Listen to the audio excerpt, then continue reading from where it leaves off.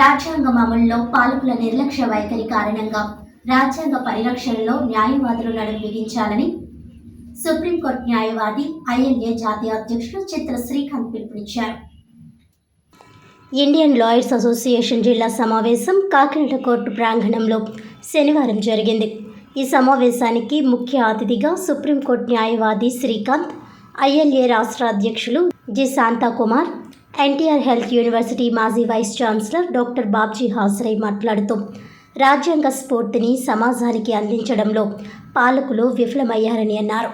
న్యాయవాదులు ఎదుర్కొంటున్న సమస్యలు, సామాజిక సమస్యల పరిష్కారం దిశగా ఐఎల్ఏ కృషి చేస్తుందని అన్నారు.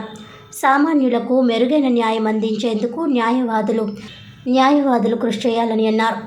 అనంతరం సభకు అధ్యక్షత వహించిన న్యాయవాది టి పృథ్వీరాజు, బార్ అసోసియేషన్ అధ్యక్షులు ముత్తింటి విశ్వేశ్వరరావు మాట్లాడుతూ న్యాయవాదులు ఎదుర్కొంటున్న సమస్యల పరిష్కారం, సంక్షేమం కోసం ఐఎల్ఏ కృషి చేస్తుందని అన్నారు. ప్రజల్లో చట్టాల పట్ల అవగాహన కల్పించాలని అన్నారు. ఈ కార్యక్రమంలో న్యాయవాదులు జవహర్ అలీ, పిల్లి శ్రీనివాస్, జయలక్ష్మి, పితాని శ్రీనివాస్, సయ్యద్, సాలర్, ప్రసన్న కుమార్, జేవి రమణ, సునీత తదితరులు పాల్గొన్నారు.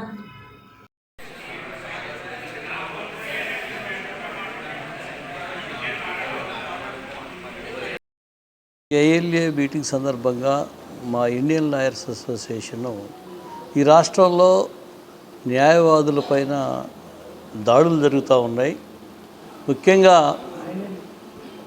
గుంటూరు జిల్లా పొన్నూరులో న్యాయవాదిపై 3rd డిగ్రీ ఉపయోగించారు. అందులో ఎస్ఐ పైన 3 కానిస్టేబుల్స్ మీద చర్యలు తీసుకున్నారు. సిఐ పైన, డాక్టర్ పైన ఇంతవరకు చర్యలు తీసుకోలేదు. వెంటనే తక్షణమే చర్యలు తీసుకోవాలని ఐఎల్ఏ స్టేట్ కమిటీ డిమాండ్ చేస్తుంది. అలాగే అనంతపురం జిల్లా అనంతపురంలోని 3వ పోలీస్ స్టేషన్లో, 3 టౌన్ పోలీస్ స్టేషన్లో సీనియర్ అడ్వకేట్ అయినటువంటి శేషాద్రి అనే న్యాయవాది మరణించాడు.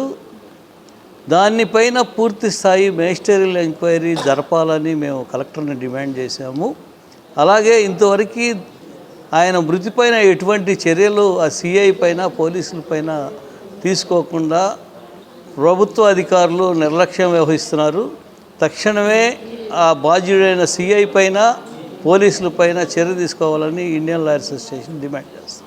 అట్లాగే అడ్వకేట్స్ వెల్ఫేర్ ఫండ్కు సంబంధించి వెల్ఫేర్ స్టాంపులు 250 రూపాయలకు పెంచారు, కానీ దాన్ని వెల్ఫేర్ ఫండ్ డెత్ బెనిఫిట్ మాత్రం 1,00,000 రూపాయలు మాత్రమే పెంచారు.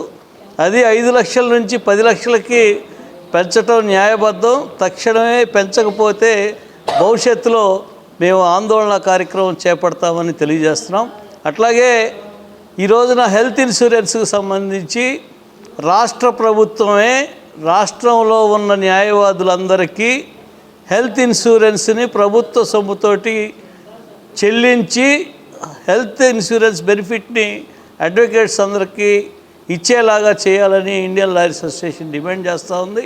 అట్లాగే న్యాయవాదులపై దాడులు జరుగుతూ ఉన్నాయి. వాటి ప్రొటెక్షన్ కోసం అడ్వకేట్స్ ప్రొటెక్షన్ యాక్ట్ని తక్షణమే ఇంట్రడ్యూస్ చేయాలని ఇండియన్ లాయర్స్ అసోసియేషన్ డిమాండ్ చేస్తూ ఉంది. ముఖ్యంగా ఇండియన్ లాయర్స్ అసోసియేషన్ న్యాయవాదుల సమస్యలనే కాకుండా సమాజంలో ఎదురవుతున్న సమస్యల పరిష్కారానికి కూడా నడుం బిగిస్తుందని ఈ సందర్భంగా తెలియజేస్తున్నాను. అదేవిధంగా ఇండియన్ లాయర్స్ అసోసియేషన్ ఆధ్వర్యంలో న్యాయ సదస్సులు, న్యాయ సలహా కేంద్రాలు ఏర్పాటు చేయడం ద్వారా ప్రజలను చైతన్యవంతం చేసే దిశగా ఐఎల్ఏ పనిచేస్తుందని ఈ సందర్భంగా తెలియజేసుకుంటూ ఈ అవకాశం ఇచ్చిన అధ్యక్షుల వారికి, ఫౌండర్ గారికి నమస్కారం.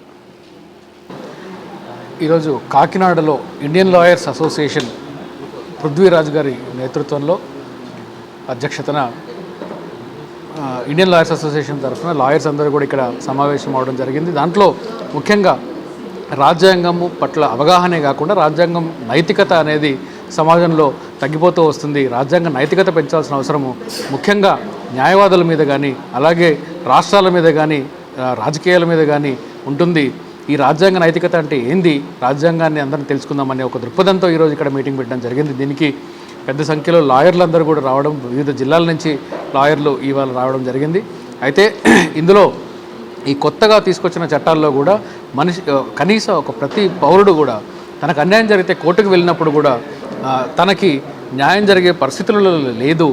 ఈ పరిస్థితిని మనం అర్థం చేసుకోవాలంటే లాయర్ల మీద పెద్ద బాధ్యత ఉంది. ఈ బాధ్యతని ఇండియన్ లాయర్స్ అసోసియేషన్ అర్థం చేసుకోవడమే కాకుండా ప్రతి క్షేత్రస్థాయిలో కూడా పౌరులకు కూడా అర్థమయ్యే దిశలో మనము చర్యలు తీసుకోవాలని చెప్పి ఈరోజు ఈ మీటింగ్లో మేమందరం కూడా కలిసి ఒక నిర్ణయం తీసుకోవడం జరిగింది. అందుకు కాకినాడ సంబంధించిన లాయర్లందరూ కూడా ఈ కృషి చేస్తారని చెప్పి క్షేత్రస్థాయిలో రాజ్యాంగ నైతికతని తీసుకెళ్లడంలో పాటుపడతారని చెప్పి నేను అందరినీ కోరుతున్నాను.